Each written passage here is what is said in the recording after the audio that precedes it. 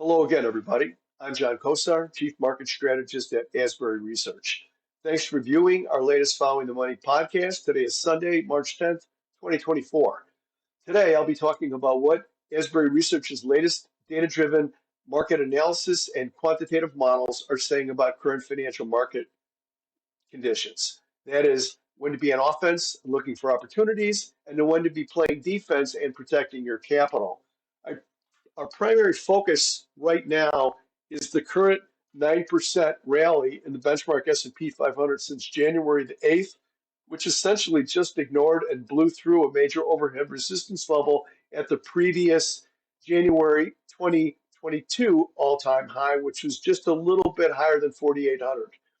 This rally is very atypical in that these big resistance levels are typically negotiated for a while. There's usually some hesitation there, there's some profit taking. In this case, that really didn't happen. Also making it pretty unique is that it was driven by just a handful of mega cap technology stocks like Microsoft and Nvidia that presented actually new desktop graphic processors between January 9th and 12th at a technology show in Las Vegas that showed how they are utilizing artificial intelligence. We believe that that was the major trigger for this unusual activity where you just move through an old high without really any resistance at all. And again, just a short list of stocks that are effectively dragging the rest of the market higher. So now let's follow the money and see where some of our models are indicating interest in the market and any possible weak spots. In this video podcast, we're going to take you inside Asbury Research's Research Center to either introduce you to some of our models or show you what's changed from the last time that you were with us. So let's begin by going into the Research Center. And we're going to scroll down to the Asbury 6. And we're going to make it a little bit bigger so you can hopefully see it a little bit better on your screen. The Asbury 6 remains on a positive status with 4 of 6 of the constituent metrics indicating a bullish internal market bias. The A6, as we call it, is very sensitive to internal changes in the market's health. We liken it to that series of basic tests that your family doctor performs on you during your annual physical. When he takes your blood pressure and tests your reflexes and listens to your heart and lungs, he hasn't seen you in a year, so he wants to get a basic baseline reading on your overall health and see if there's any issues in there that they can explore further. That's really what the Asbury 6 does for the market.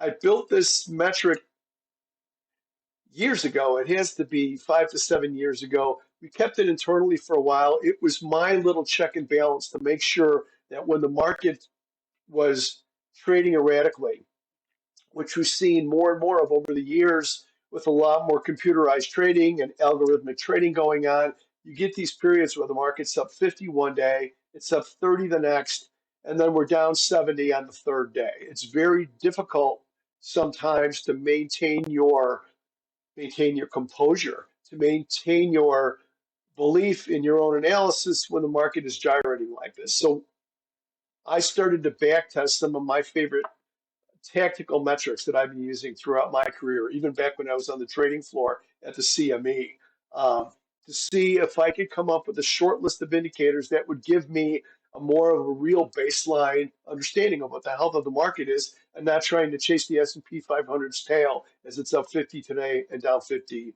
the next day or two. So we've got 6 metrics here. We've got the rate of change in the S&P 500, which shows momentum. We have the relative performance of stocks and high-yield bonds. We have investor asset flows, which shows the conviction to hold a position overnight. We have volatility, which shows fear or the lack of fear in the market. We have trading volume, which shows urgency to buy, and we show market breadth, which shows how much of the market is participating in a move. So right now we're positive.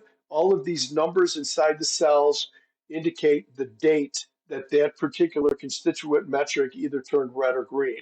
When these start turning red, 4 or more of these are red, it's going to turn the A6 itself to a bearish reading, that's going to tell me, tell us, tell our subscribers that the market is starting to become internally weak enough where you could have a correction.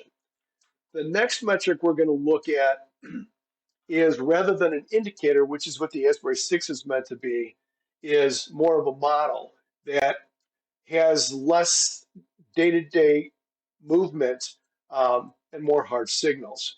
And that is called the CPM, or the correction protection model. We're going to visit that now. And we can see that CPM has been risk on since November the 2nd. CPM trades about 5 times a year. There's 5 in and outs a year, or round turns a year. So just a little more than once a quarter.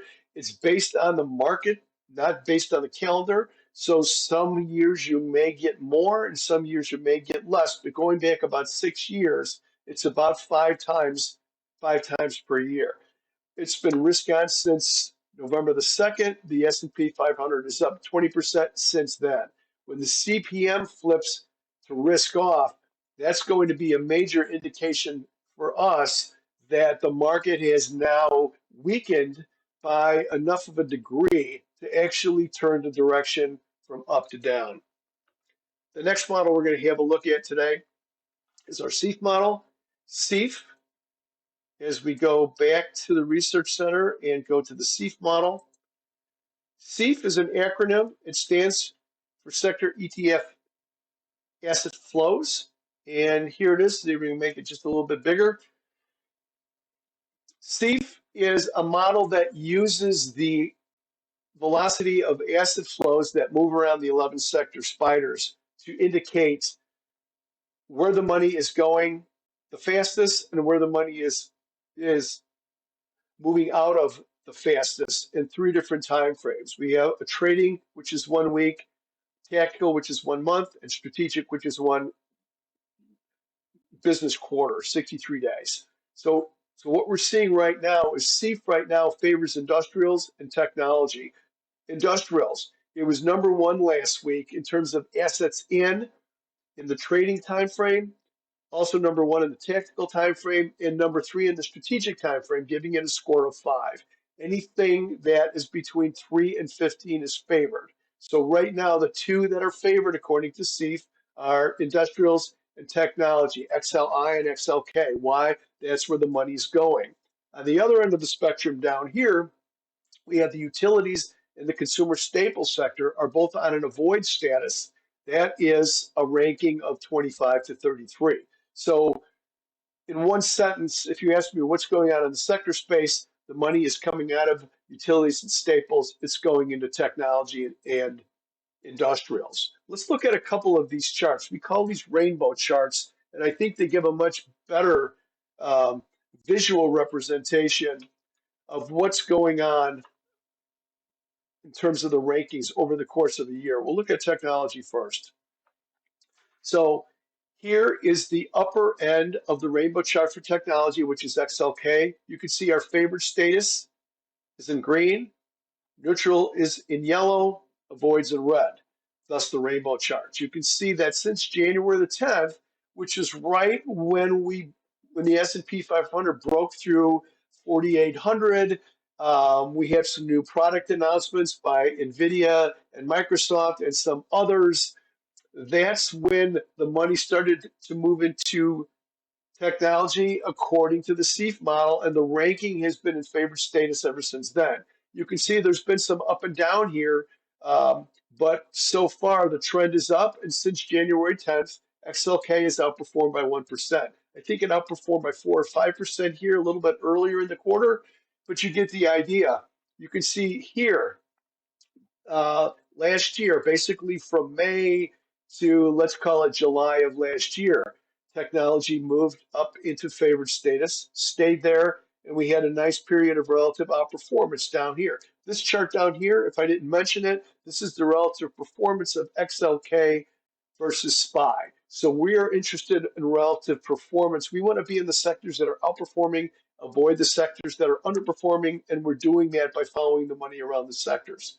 Let's look at one more on the other end of the spectrum. This is the utility sector. We've got the rainbow chart up top, And we've got the relative performance chart of XLU versus SPY down on the bottom. So what we see here is as of January the 17th, utilities moved into a void status, and since then have underperformed SPY by 5%. So sometimes knowing where the money is also coming from to go to other places is equally valuable, so you can avoid these sectors when there's money leaving them to go somewhere else. The next chart that we want to show you has to do with chart patterns. So we're going to jump over here and just take a long look at the Dow here, a long-term look at the Dow. This is the Dow Jones Industrial Average Weekly going back to the end of 2019.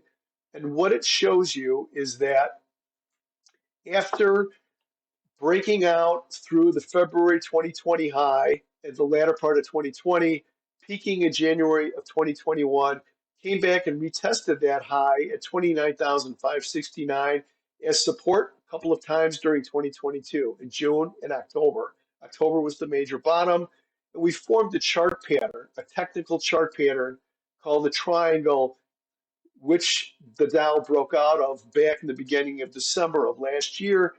It targets an eventual move based on the size of this pattern up to 41,500, which is another 7% higher than where the Dow is now. The flip side of that is we can have a correction of about 10%. And as long as we hold the 52-week moving average here and the top of that triangle pattern around 35,000, the upper target, or this target of 41,500, is going to remain valid. So that just tells me, trying to game this out, looking forward a quarter or two, is that even if we have a correction here somewhere, the Dow could have a 10% move down. And as long as it doesn't really appreciably take out 35,000, we could still go back higher a little later in the year and try to catch this 41,500 target.